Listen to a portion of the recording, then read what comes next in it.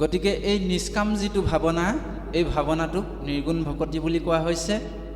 আৰু এই ভকতি কৰিলে অ ৰামে নিৰ্গুণ ভকতিয়েহি কহিলো বুজাই, অময় হমে এইটো ভক্তি এৰাই নাই।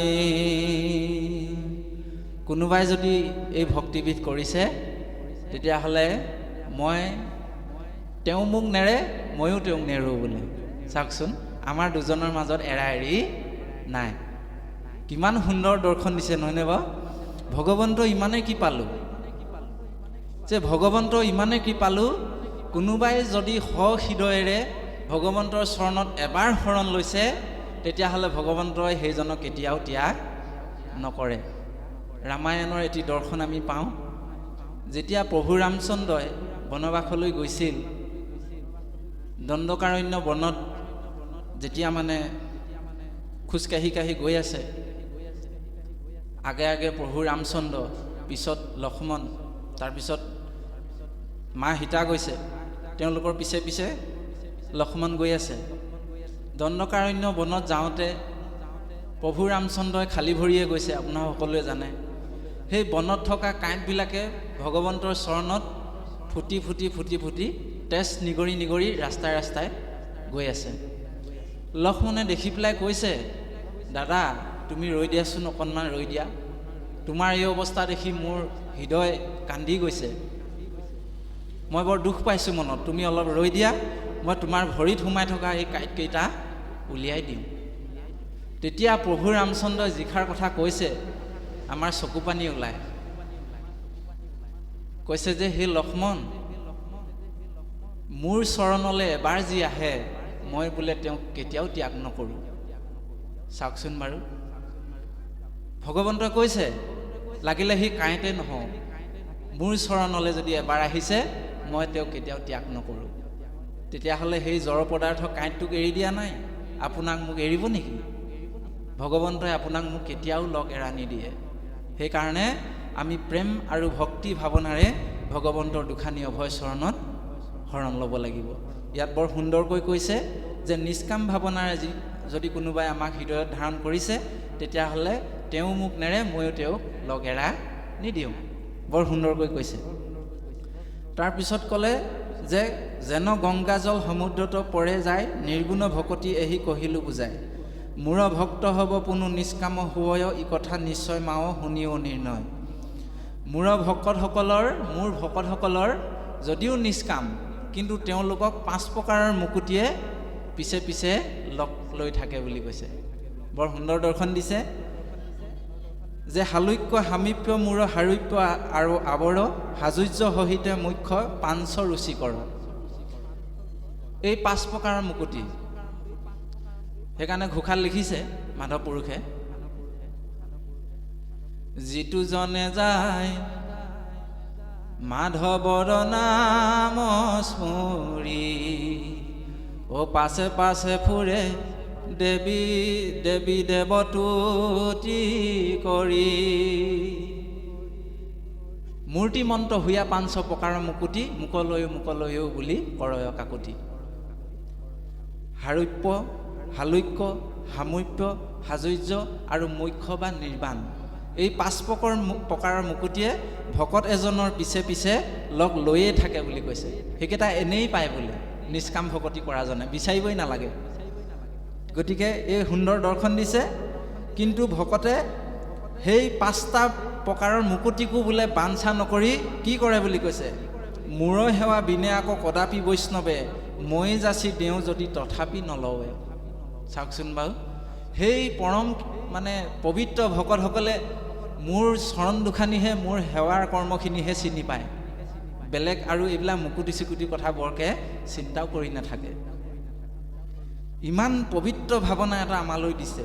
গতিকে আমি এনেধৰণে আগবাঢ়িলেহে ভগৱন্তৰ চৰণত অকণমান আমি ঠাই পাম বুলি ভাবিছোঁ। কৃষ্ণ কৈছে, যদি ভকতে মুকুতিও নিবিচাৰে, যদি তুমি বোলে ভাবা মুকুতিও যদি নিবিচাৰে, তেতিয়াহ'লেনো মোক আকৌ কিয় ভজনা কৰিব, নহয়নে বাৰু? ভগৱন্তক ভজনা কৰিবৰ কাৰণে কিবা এটাতো স্বাৰ্থ লাগিব। যদি মুকুতিয়ে নিবিচাৰে তেতিয়াহ'লে ভকতেনো কিয় তোমাক পূজা সেৱা কৰে বা ভক্তি কৰে? ইয়াৰ কাৰণটো মই তোমাক কৈছোঁ শুনা, যে ভকতিহে মাতা তাসম্বাৰ মহাফল, তাতবিনে আন হবে দেখে অকুশল। তেওঁলোকে জানে যে ভকতসকল সদায় ৰসিক বুলি কোৱা হৈছে।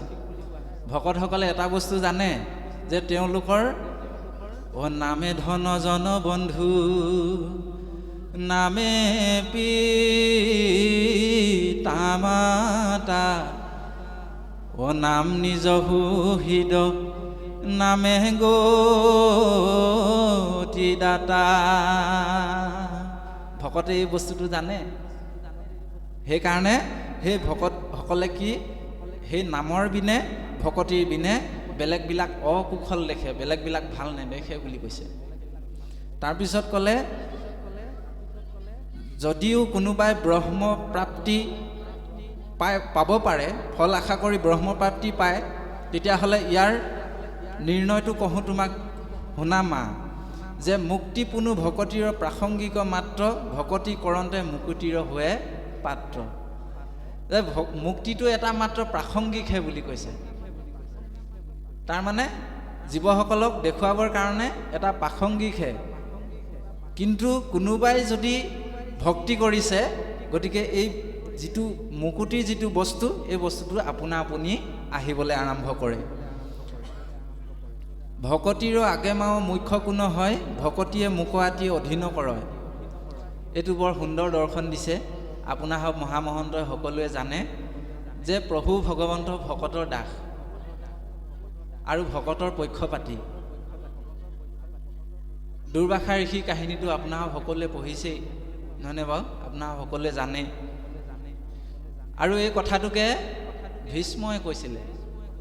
তেওঁ উত্তৰায়ণ গতিৰ সময়ত যেতিয়া ভগৱন্তই দৰ্শন দিবলৈ গ'ল, তেতিয়া মানে ভীষ্মই কৈছে যে হে প্ৰভু,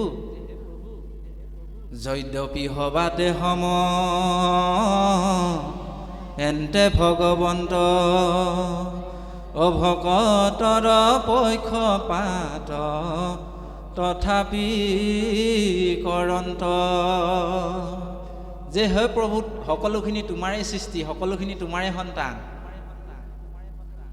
তুমি সকলোকে সমান দৃষ্টিৰে চোৱা, কিন্তু তাত এটা কথা আছে, তুমি বোলে ভকতক অকণমান বেছিকৈ ভাল পোৱা বোলে, ভকতক অকণমান পক্ষপাতি কৰে, অকণমান বেছিকৈ ভাল পায়, নহয়নে বাৰু?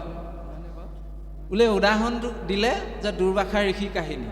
দুৰ্বাসা ঋষিয়ে যেতিয়া ভকতৰ ওচৰত দুখ লগাইছিলে, আপোনাৰভাৱে পঢ়িছেই সকলোৱে, অম্বৰীশ ৰজাৰ কাহিনী। যেতিয়া দুখ লগাইছিলে, তেতিয়া ভগৱন্তৰ চক্ৰই খেদি নি পিছত গৈ আছে, পিছত দুৰ্বাসা ঋষিৰ পিছত খেদি গৈ আছে। প্ৰথমতে গৈ ব্ৰহ্মলোক পালেগৈ। ব্ৰহ্মা কৈছে, হে পিতা, মোক বচোৱা, প্ৰভুৰ সুদৰ্শন চক্ৰই মোৰ পিঠি এফালৰ পৰা দহি পুহি আহিছে। ব্ৰহ্মাই কৈছে, মই বচাব নোৱাৰিম নহয়, প্ৰভুৰ সুদৰ্শন চক্ৰ মই ক'ত বচাব পাৰিম, মোৰ শক্তি নাই। গৈ পেলাই মহাদেৱৰ ওচৰত হৰণ ল'লেগৈ, বোলে প্ৰভু মোক বচোৱা। তেতিয়া মহাদেৱে কৈছে, এই প্ৰভুৰ সুদৰ্শন চক্ৰ মই এই ভাগৰ পৰা মই বচাব নোৱাৰোঁ নহয়, কেনেকৈ মই বচাম? প্ৰভুৰ ওচৰত দুখ লগাইছা, তুমি যোৱা তেওঁৰ ওচৰত ক্ষমা খোজাগে। লাষ্টত দুৰ্বাসা ঋষি উপায় নাপায় গৈ ভগৱন্তৰ ওচৰত পালেগৈ। পাই পেলাইনি কৈছে যে, হে প্ৰভু, তোমাৰ চৰণে মই শৰণে পখিলোঁ, মোক বচোৱা সোনকালে, তোমাৰ চক্ৰই মোৰ এতিয়া পিঠি জ্বলি পুৰি শেষ কৰিব। তেতিয়া ভগৱন্তই কেইটামান কথা কৈছে, বৰ সুন্দৰ, যে সেই দুৰ্বাসা, তুমি মোৰ ওচৰত দুখ লগোৱা নাই, তুমি ভকতৰ ওচৰত দুখ লগাইছা, গতিকে তুমি ভকতকহে ক্ষমা খুজিবলৈ যাব লাগিব। সেইকাৰণে তেওঁ কি ক'লে, যে মই ভকতৰ অধীন, মই ভকতৰ বৈশ্য, মই তেওঁৰ বৈশ্যতা স্বীকাৰ কৰি আছোঁ, সেইকাৰণে মই তেওঁক চক্ৰখন দি ৰাখিছোঁ। গতিকে সেই চক্ৰখনৰ অধিকাৰ মোৰ নাই, তেওঁৰহে অধিকাৰ আছে, গতিকে তেওঁৰ ওচৰলৈ যাব লাগিব।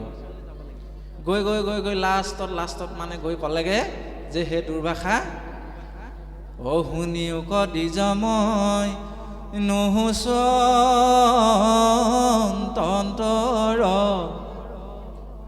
কেৱলে অধীন মাত্ৰ ভকত জনৰ। মই কেৱল মাত্ৰ ভকতৰ অধীন, মই স্বতন্ত্ৰ নহয় সেই দুৰ্বাসা।